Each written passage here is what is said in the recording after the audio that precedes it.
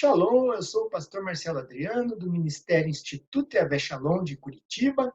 Estou aqui mais uma vez para trazer um estudo para você das Sagradas Escrituras, um estudo no seu contexto original, mais um estudo da restauração das raízes da fé cristã através da espiritualidade genuína.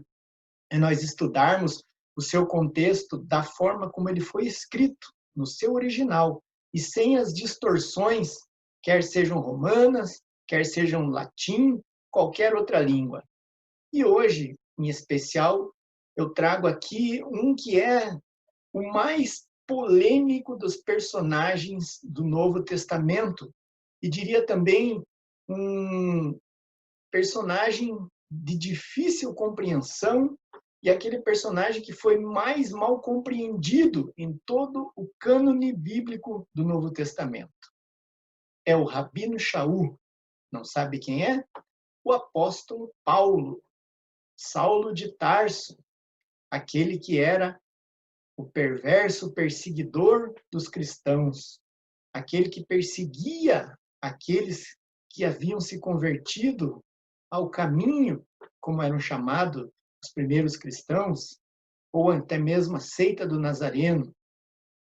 E eu quero trazer para você essa história fabulosa de um encontro verdadeiro que Saulo de Tarso teve com Yeshua, com o Messias, com o Salvador, e isso mudou a sua vida. Por isso, o tema desse estudo que eu trago hoje é o encontro transformador. Vamos lá? Muito bem.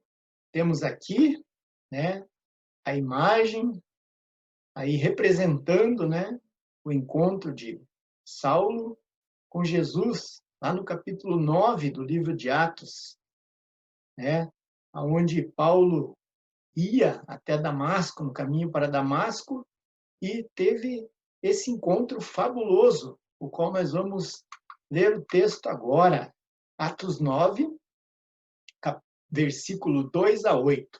E ele, Shaul, Saulo, foi ao sumo sacerdote e lhe pediu carta para as sinagogas de Damasco que o autorizaram prender qualquer pessoa que encontrasse homem ou mulheres que pertencessem ao caminho, levando-os de volta para Jerusalém. Ele estava a caminho e, quando se aproximava de Damasco, brilhou ao seu redor de repente uma luz do céu. Caindo ao chão, ouviu uma voz que lhe dizia: Saulo, Saulo, por que você me persegue? E Saulo responde: Quem é o Senhor? Ele pergunta, aliás: Eu sou Yeshua e você está me perseguindo. Amém. Então, irmãos, como nós comentamos anteriormente, essa palavra cristianismo, ela foi utilizada somente após na metade do primeiro século para o começo do segundo século depois de Cristo. Os seguidores de Jesus eram chamados de o caminho, né? Ou então a seita do Nazareno. Eles não podiam se intitular nem como judeus, um novo tipo de judaísmo, apesar de que Roma, sim, o considerava, e também não tinha um outro título além desse, o caminho. Eram os seguidores de Jesus, os seguidores de Cristo. Mas eu quero falar um pouco, antes de entrarmos na história propriamente dita, um pouco sobre a vida desse homem chamado Saulo de Tarso. Acompanhe comigo. Segundo o livro apócrifo Atos de Paulo e Tecla, Paulo era um homem de pequena estatura, parcialmente calvo, pernas arqueadas, de compleição robusta, olhos próximos um ao outro e nariz um tanto turvo.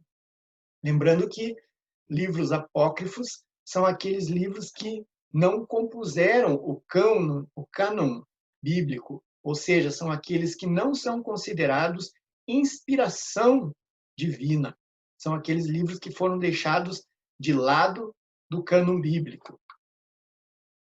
Paulo é nascido na cidade de Tarso, localizada na região histórica da Cilícia, que nos dias de hoje pertence ao território turco. Ele recebe como herança a cidadania romana, a qual o livrou por algumas oportunidades. Paulo era para ter sido preso por várias ocasiões e essa cidadania romana o livrou dessa prisão aí precoce. Não sabemos se ele recebeu como herança do seu pai, dos seus avós, mas sabemos que ele recebe essa dupla cidadania. Paulo faz uma autobiografia, ele fala sobre si mesmo em alguns escritos, em alguns livros que ele escreve no Novo Testamento. Um deles é o livro de Gálatas, capítulo 1, versículo 14. Pelo fato de ser mais zeloso das tradições ensinadas por meus antepassados do que a maioria dos judeus da minha idade, progredi mais rapidamente que eles no judaísmo tradicional. Lembrando que a tradução que eu utilizo aqui é a tradução da Bíblia Judaica Completa, uma tradução feita pelo Dr. David H. Stern, que procurou se utilizar do mais próximo, tanto do Taná no seu hebraico, como da Brit Hadashah, da Aliança Renovada, a nova aliança que nós conhecemos, do grego. Então, ele procurou usar aquilo que era mais fiel aos textos originais. Por isso, nós vemos alguma variação aqui nos textos. Então, Paulo fala que ele se sobressaiu aqueles da sua geração porque por causa da tradição, ele seguia a tradição dos seus pais, a tradição dos anciãos, algo que o próprio Jesus combate lá em Mateus capítulo 15, quando alguns fariseus, quando alguns sacerdotes chegam para ele e perguntam: mestre, por que os seus discípulos transgridem a tradição dos anciãos, não lavando as mãos quando comem? E ele dá uma resposta assim seca e direta para eles, dizendo: e vocês, por que se apegam às tradições dos homens e deixam de lado a palavra de Deus? Ele não falou exatamente com essas palavras, mas eu estou apenas simplificando aqui as palavras de Jesus. Você pode ler lá em Mateus capítulo 15. Então ele diz que eles se apegavam demais a essas tradições, sabe, a esses costumes, usos e costumes, a isso que é obra de homem e não palavra de Deus. Então aqui Paulo está dizendo que ele era fiel às tradições.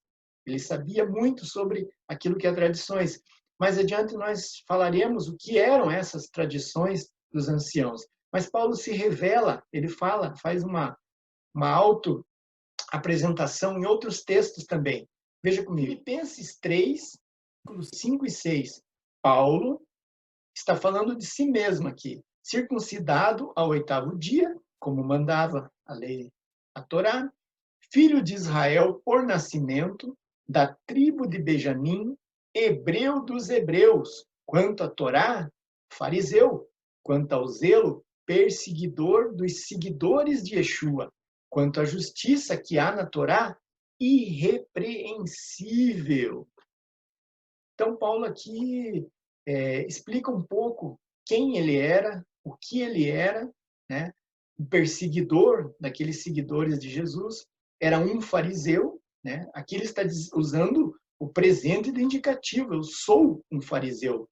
Paulo, por ter se convertido, por ter reconhecido Yeshua como seu Messias, por ter passado a ser um seguidor de Jesus, ele não deixou de forma alguma, em primeiro lugar, de ser um judeu, segundo lugar, de ser um fariseu. Ele continuou pertencendo ao partido dos fariseus. Isso nós vamos ver também mais à frente, como é verdade. Aqui ele diz que ele é hebreu dos hebreus, ou seja, seus pais já falavam a língua hebraica, ele também falava a língua hebraica, pertencia à tribo de Benjamim. Quanto à lei, quanto à Torá, ele era irrepreensível, ou seja, ele guardava todos os quesitos da Torá. Ele guardava todos os mitzvot, todos os mandamentos, todos os ruquinhos, estatutos, os preceitos contidos ali na Torá. nos 5 livros que nós conhecemos como o Pentateuco, os primeiros 5 livros da Bíblia. Vamos conhecer um pouco mais sobre o apóstolo Paulo. No ano de 66 antes do nascimento de Jesus, Pompeu, um cônsul romano, agraciou cidadãos de Tarso, inclusive judeus, com título de cidadão romano, pois esses judeus ajudaram a expulsar piratas que dominavam o litoral da Cilícia. Desta forma, é possível que o avô ou o pai de Saulo tenha sido agraciado com esse título, e esse título era hereditário. Então, Paulo herdou esse título de família. Não foi ele que recebeu esse título, mas ou os seus pais ou o seu avô. Mas ele acabou sendo agraciado também hereditariamente desse título de cidadão romano. Descendente da tribo de Benjamim, como ele mesmo afirma ali naquele texto que vimos lá de Filipenses, seu nome é uma provável homenagem ao primeiro rei de Israel, o rei Saul, que também tem o mesmo nome em hebraico dele, Shaul. A família de Paulo se muda para Giscala, uma vila da Galileia. Paulo tinha, os historiadores, Joséfo se refere a uma irmã e um sobrinho de Paulo, como familiares. Também no livro de Atos refere-se a uma irmã e um sobrinho de Paulo que eram moradores da Galileia. Estudou na escola de Gamaliel. Ele mesmo fala que estudou aos pés de Gamaliel, a renomada escola farisaica, a renomada escola judaica de Gamaliel. Para isto, era preciso ter uma inteligência acima da média e condições financeiras. Saulo se tornou um doutor da lei e um membro do Sinédrio. O Sinédrio era uma assembleia de juízes judeus que constituía a corte legislativo supremo da antiga Israel. O Sinédrio, irmãos, para que vocês tenham uma ideia, é como se fosse um tribunal que julgava as causas dos judeus, julgava as suas transgressões à Torá. Eles só não tinham a autonomia de impetrar a pena de morte. Isso somente Roma podia dar essa autorização e decretar a pena de morte. Mas outras penas, eles podiam perfeitamente ali nesse tribunal, que era o Sinédrio, ser julgado. E Paulo fazia parte desse Sinédrio. Nós vamos ver mais para frente que haviam alguns requisitos, algumas condições para que a pessoa fizesse parte desse renomado tribunal israelita. E Paulo, sim, com toda certeza, era um membro desse sinédrio. Também era identificado como construtor de tendas, pois era costume o fariseu aprender uma profissão ao mesmo tempo em que estudava a lei de Moisés. Talvez para bancar o seu próprio sustento, Paulo era construtor de tendas. Agora sim, vamos falar sobre alguns requisitos para ser um membro do Sinédrio. Bom, precisava a pessoa ser, o homem, ser casado, ter no mínimo 40 anos e ter um notável saber jurídico sobre a Torá, ou conhecido como a lei de Moisés. Eu coloquei esse lei entre aspas ali, irmãos, porque, como já falamos em estudos anteriores, a palavra Torá equivocadamente foi traduzida como lei. Torá significa instrução, a instrução de Deus através de Moisés. Esse assunto também é motivo de muita divergência nos meios acadêmicos, e especula-se muito sobre o estado civil do apóstolo Paulo. Será que ele era casado? Será que ele era separado? Será que Paulo era viúvo?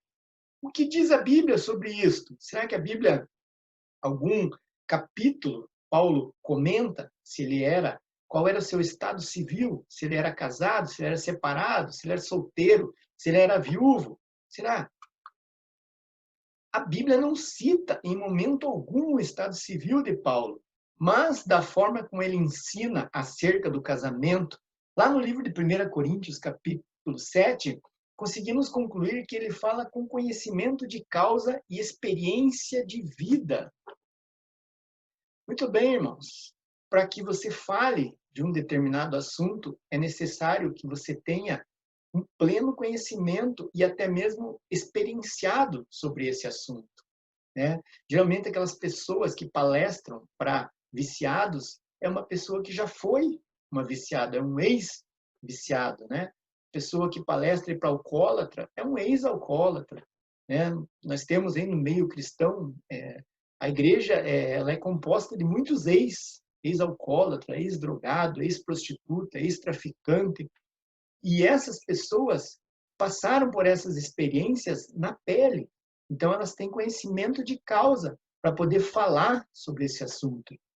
E nós vemos a profundidade com que o apóstolo Paulo, lá em 1 Coríntios, capítulo 7, fala acerca do casamento. E ele não poderia falar de uma coisa que ele não tivesse vivido, ele não poderia falar tão bem de algo que ele não tivesse experimentado, não tivesse a experiência viva. E agora? Paulo, onde está a esposa de Paulo? O que teria acontecido com essa mulher? Vamos dar seguimento? Analisando 1 Coríntios capítulo 7, no seu contexto judaico original, podemos concluir que Paulo está se dirigindo a 3 grupos distintos de pessoa. Paulo fala ali que bom seria se a pessoa viúva, a pessoa solteira, permanecessem como ele. Cada um permanecesse como está, o solteiro, solteiro, o casado, casado, o viúvo, viúvo. Mas por causa da promiscuidade sexual, era preferível que a pessoa case do que ficar ardendo de desejos. Essas são as palavras de Paulo. Mas se nós analisarmos o contexto original do que Paulo está dizendo, nós percebemos que ele está se dirigindo a 3 grupos distintos de pessoas, que são eles: as pessoas que não são casadas e nunca foram casadas. Ele fala sobre os virgens, não por Deus. Não é palavra de Deus, mas é ele, o conceito dele sobre as pessoas virgens, aquelas que não são casadas, nunca foram casadas e não tiveram um relacionamento. O segundo grupo de pessoa que Paulo se refere, se dirige em 1 Coríntios, são os viúvos, as pessoas que já foram casadas, mas que no momento não se encontravam mais casadas. E o terceiro grupo de pessoa é aquele que em grego chama ágamos, uma pessoa que não é casada, mas um dia já foi casada. É o caso do divorciado. Então, esses são os 3 grupos de pessoas a quem Paulo se dirige. E em qual desses grupos será que Paulo se encaixa? Será que Paulo era uma pessoa solteira? Nós já vimos que, para ser um membro do Sinédrio, era uma exigência ser casado. Então, para fazer parte desse grupo seleto de judeus, Paulo, obrigatoriamente, um dia teve que ser casado. E aonde está essa sua esposa? Morreu? Divorciou-se dele? Será que a Bíblia nos deixa mais algum indício sobre isso? Segundo os sábios de Israel, ao se tornar um apóstolo autonomeado, porque Paulo não foi nomeado apóstolo por ninguém, ele mesmo se autonomeou um apóstolo. Paulo passou a levar as boas novas para os judeus da diáspora. Diáspora, ou como se fala em hebraico, a galut, que são os judeus que habitavam fora das fronteiras de Israel. Aqueles judeus que moravam em outras regiões que não eram a região de Israel. E também aos gentios. Desta forma, tendo que estar muito tempo nas estradas, longe de casa, motivo pelo qual, possivelmente, essa esposa, possivelmente Paulo passou por um divórcio. Sua esposa, né, segundo os sábios de Israel, né, segundo os historiadores, Paulo é divorciado. Mas isso é uma certeza? Nós podemos afirmar, assinar embaixo isso? Não. Isso são apenas especulações, né? Há uma outra linha, uma outra vertente que eu quero que você veja agora. Outros historiadores ainda trabalham com a hipótese de que Paulo ficou viúvo durante o seu ministério. Mas, como eu já disse, trata-se apenas de especulações teológicas. Não temos a certeza do que aconteceu com essa possível esposa de Paulo. Mas sabemos que sim, ele deveria ter sido casado para fazer parte desse sinédrio. Mas será que eles não podiam ter aberto uma exceção? Não, jamais.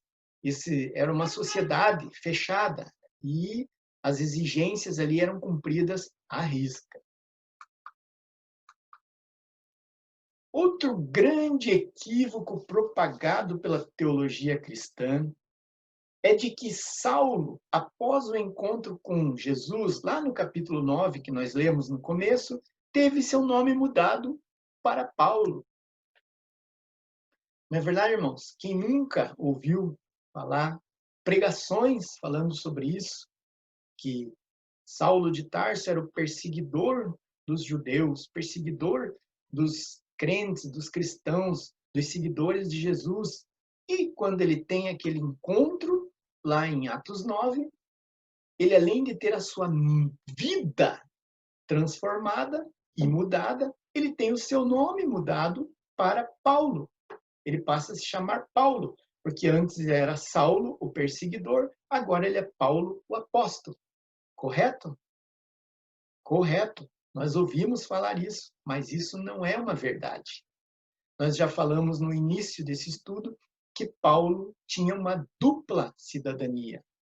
Paulo, ele recebe essa cidadania romana por herança, porém Paulo é um judeu, nascido judeu e com o seu nome judeu, Shaul. Vamos ver o significado do nome de Paulo. Várias são as situações na Bíblia onde pessoas tiveram seu nome mudado. Mas nesse caso específico de Paulo, ele não tinha o nome mudado, mas por causa da sua dupla cidadania, ele tinha o nome judeu de nascimento, seu nome de batismo, que era Saulo, que no hebraico é Shaul, ou Saul também, como o rei Saul, que significa desejado.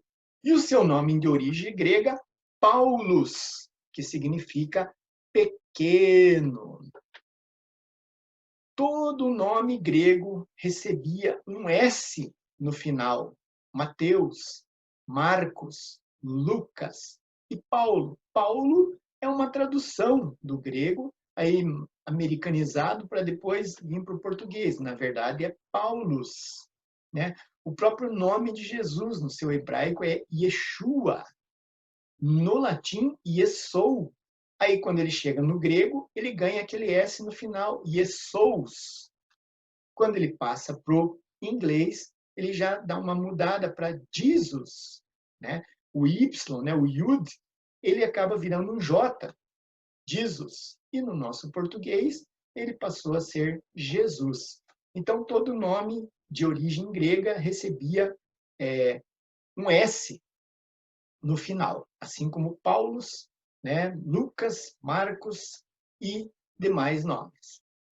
Paulo pediu aos líderes judeus que lhe dessem cartas de recomendação para que ele pudesse entrar de sinagoga em sinagoga e prender seguidores do Nazareno.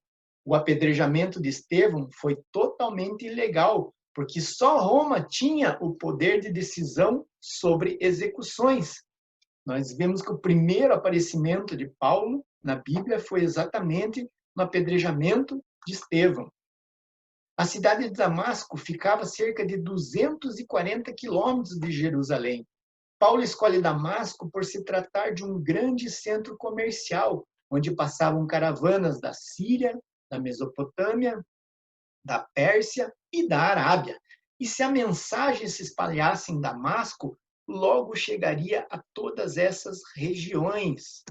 Aqui havia uma grande preocupação por parte do Sinédrio, né, de que esse grupo aí de seguidores de Jesus se multiplicassem.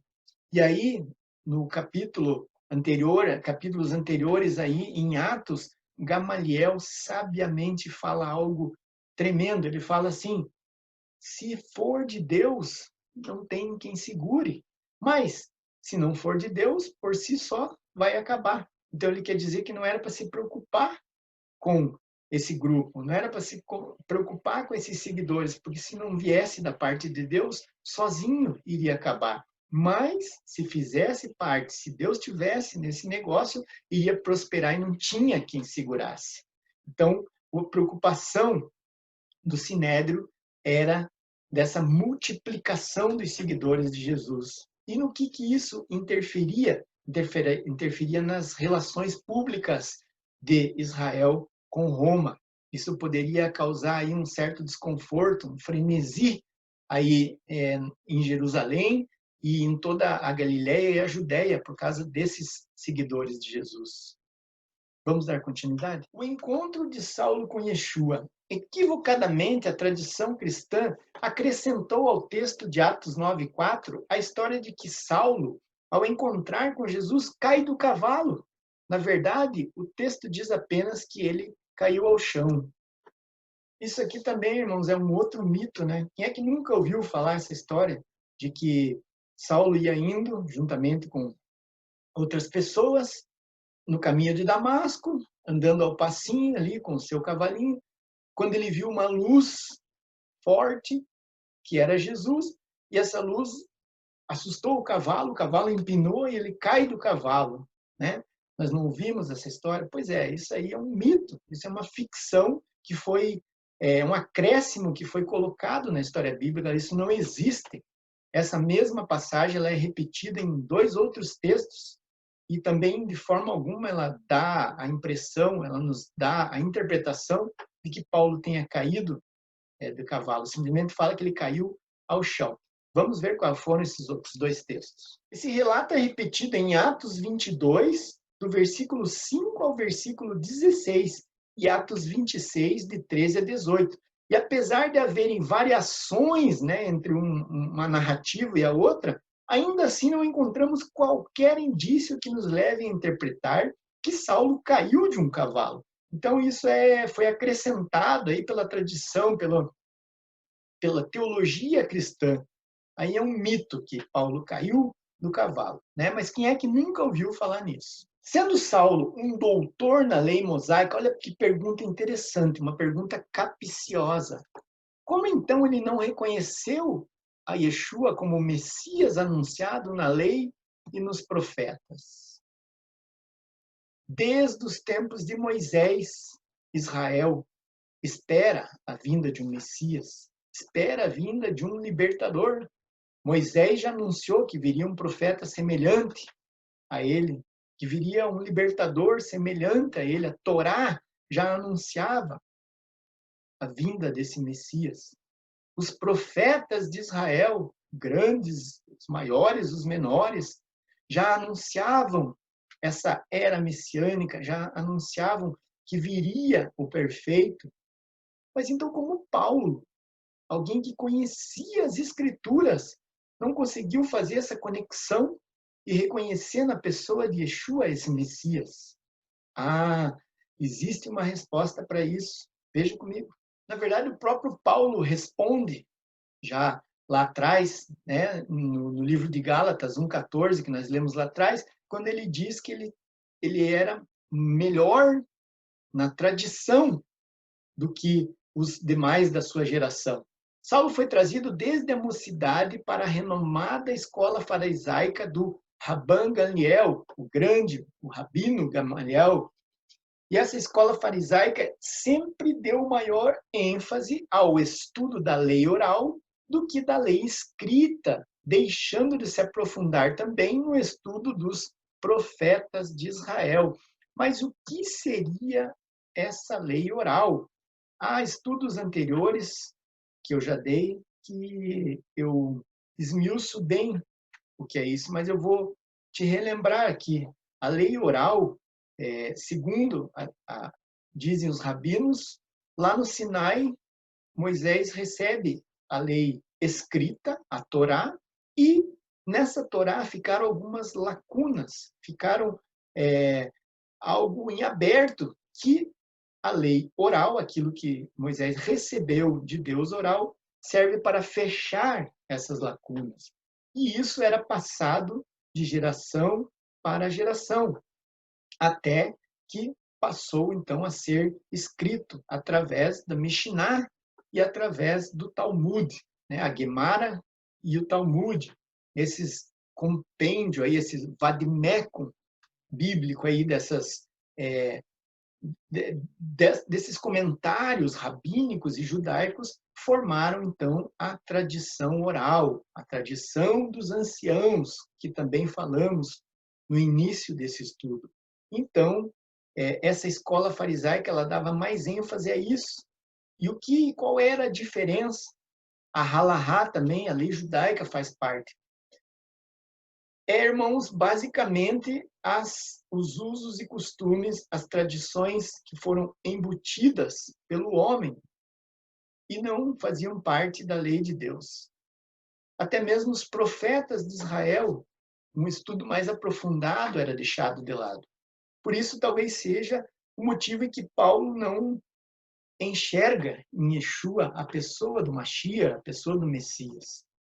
É possível que esse seja o grande motivo que Paulo tornou-se um perseguidor dos seguidores do Messias, por não ter um domínio da palavra de Deus propriamente dita, mais das tradições, né? E o cristianismo de hoje em dia não é diferente, né? As denominações vivem aí suas tradições, vivem aí seus usos e costumes, vivem aí coisas que são impostas pelo homem que não estão na palavra de Deus, né?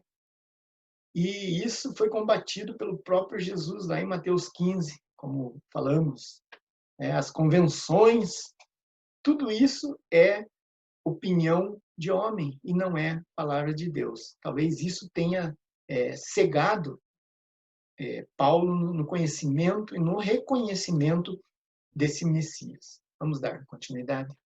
Ao encontrar com Yeshua pessoalmente, Saulo desconstrói toda a doutrina humana embutida em si e teve todo o seu conhecimento abalado pela revelação do Messias. Conceitos como, por exemplo, expiação, perdão, autoridade da lei oral, as profecias messiânicas, o futuro do povo judeu e a salvação. Imaginem, irmãos, Paulo, desde jovem, foi levado aos pés de Gamaliel. Então, ele estava estruturado com um conhecimento. E, de repente, quando ele descobre aquele encontro que ele tem lá com o próprio Jesus, né? Pensem, tudo mudou para ele. Ele teve que fazer uma desconstrução dentro de si para construir novamente agora um novo conceito. E agora? O perdão dos pecados, não mais através da morte de animais, não mais pelo sangue de animais.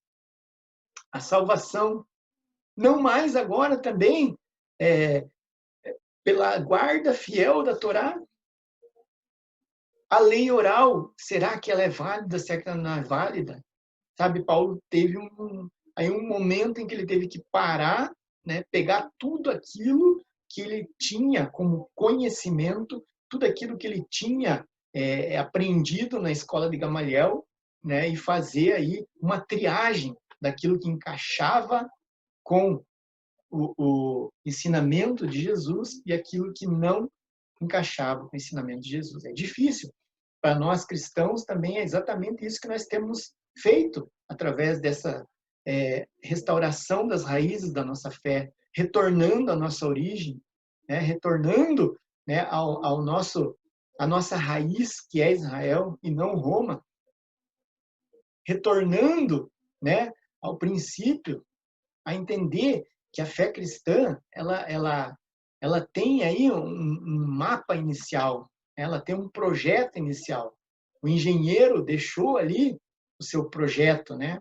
E o homem acabou mudando um pouco esse projeto. Mas os tempos estão propícios a voltarmos à planta original, a voltarmos àquela planta que o próprio Deus escreveu e projetou. Vamos dar continuidade?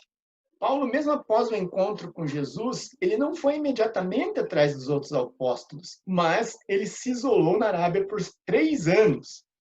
Talvez, irmãos, para que ele pudesse processar essa nova informação, agora colocando Jesus no seu devido lugar como Messias de Israel, colocando aí, apropriando, colocando tudo no seu devido lugar, aquilo que ele aprendeu lá atrás, desde pequeno.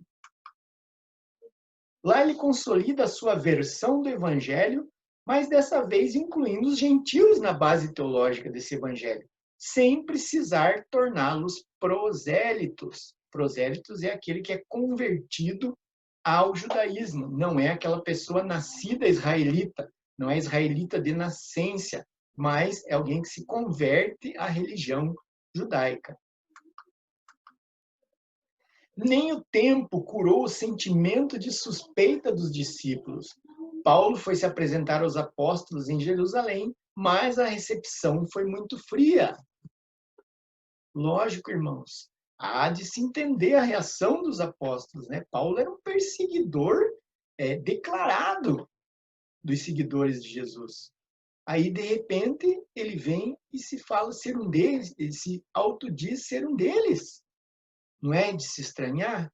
Não é dos apóstolos pensarem, não, esse cara está querendo se infiltrar no nosso meio para descobrir em quantos nós somos, aonde nós estamos escondidos, para nos prender, para nos matar.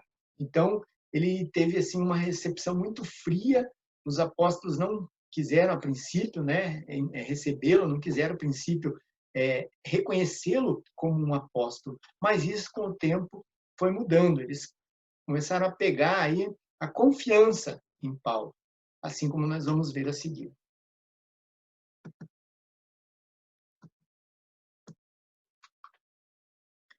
Aliado ainda ao fato de que os judeus tradicionais, não messiânicos, queriam matá-lo. Ele teve então que ficar por 2 anos recluso na cidade natal de Tarso. Imaginem vocês, irmãos, ele pede cartas a esses judeus tradicionais para ir atrás dos, perseguir os cristãos, matar os cristãos, prender os cristãos, e agora ele se torna um deles. Então, quem passou a ser o alvo foi ele. Queriam matá-lo por ele ter feito essa traição com eles. Paulo é convidado por Barnabé para ser o seu auxiliar missionário. Então, nesse momento, iniciam-se as famosas viagens missionárias de Paulo pelo Mediterrâneo, que foram ao todo 3 viagens. Nelas ele enfrenta ameaça, tentativa de assassinato, questionamento, privações de toda sorte, mas também ganhou novos convertidos e novos amigos que foram a sua alegria. E sem falar também por naufrágios. Paulo passou por naufrágios. Ele enfrentou de tudo nessas suas viagens missionárias. Mas eu creio que valeu a pena, porque ele conseguiu atingir o seu objetivo.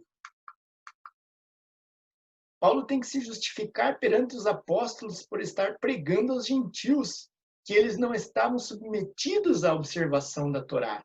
Mais que isto, era algo que eles poderiam adotar voluntariamente.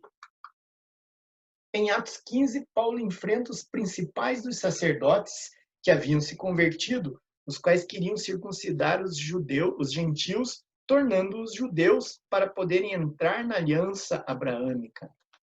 Aqui em Atos 15, Paulo enfrenta aquilo que nós conhecemos como o Concílio de Jerusalém. Alguns principais dos sacerdotes ali, eles acabam se convertendo, eles aceitam a mensagem das boas novas, eles aceitam agora a Jesus, reconhecem a Jesus como o Messias de Israel. Só que eles têm um questionamento quanto aos gentios. Eles acreditam que para o gentil fazer parte do grupo deles, é necessário eles se tornarem, primeiramente, judeus, para depois eles aceitarem esse cristianismo. E como que seria a aceitação, como seria essa transformação neles em judeus, prosélitos? Através da circuncisão, que é a aliança de Abraão, de Deus com Abraão e o povo de Israel, e exclusivamente o povo de Israel. Então há uma discussão lá. Eles não chegam a um consenso até que Tiago, o irmão de Jesus, fala, olha, não vamos colocar nos gentios um peso maior do que os nossos pais não conseguiram levar. Então vamos fazer o seguinte, para que eles iniciem a caminhada conosco, eles precisam apenas de 4 coisas. Não comer comida sacrificada a ídolo, promiscuidade sexual, a carne sufocada e o sangue. essa carne sufocada é comer carne derramando sangue. E o sangue é o homicídio.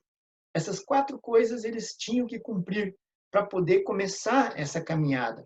E é interessante que Tiago continua no próximo versículo dizendo: porque Moisés, desde os tempos antigos, todos os sábados é pregado nas sinagogas. Ou seja, os demais estatutos e mandamentos, eles iriam aprender com o tempo e adaptar a sua vida àquilo que eles achassem que seria bênção para eles, não tendo uma obrigação com a lei de Moisés, por serem gentios. Muito bem. Paulo sempre deixou clara a sua vontade de pregar em Roma, principalmente perante César. Paulo gostaria de ir lá na frente do governador César e falar de Jesus. Pense, falar para um romano que tinha um panteão de deuses, que existe um único Deus e que para se chegar a esse Deus precisa passar pelo seu filho. Olha a confusão que Paulo ia se meter. Após ser preso em Jerusalém, Paulo é enviado a Cesareia perante Félix, um procurador romano, que o manteve em prisão domiciliar por 2 anos, até que foi substituído por Festo, que ouve a história de Paulo junto com o rei Agripa e sua irmã Berenice, os quais chegaram a afirmar que ele estava louco de tanto estudo. Paulo conta, perante essas autoridades romanas, toda a sua trajetória, desde que ele era perseguidor dos cristãos até que ele teve esse encontro com Jesus e entendeu ser ele o Messias de Israel. E essa história de Paulo estava sendo convincente. Eles estavam quase acreditando, quase se convertendo também, até que eles falaram, não, peraí, o que esse cara está falando, ele está falando disso porque ele estudou demais, e muito estudo acabou deixando ele louco. Então eles consideraram Paulo um louco, por causa que era alguém que estudava demais. Mas a história de Paulo estava quase surtindo efeito. A evangelização de Paulo ali para aqueles romanos quase deu certo, quase chegou. Quem sabe ele não plantou uma semente ali que mais tarde deu frutos, né? Vamos dar continuidade. Ao chegar a Roma, Paulo alugou um lugar para morar sob custódia de um soldado, permanecendo por 2 anos. Durante esse período, ele escreve as cartas aos Efésios, aos Filipenses, aos Colossenses e Filemão.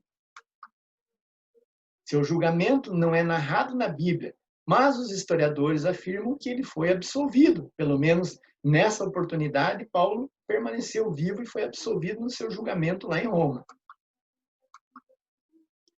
Há uma interpretação equivocada e descontextualizada pela teologia cristã que entende que Paulo era contra a Torá e os profetas.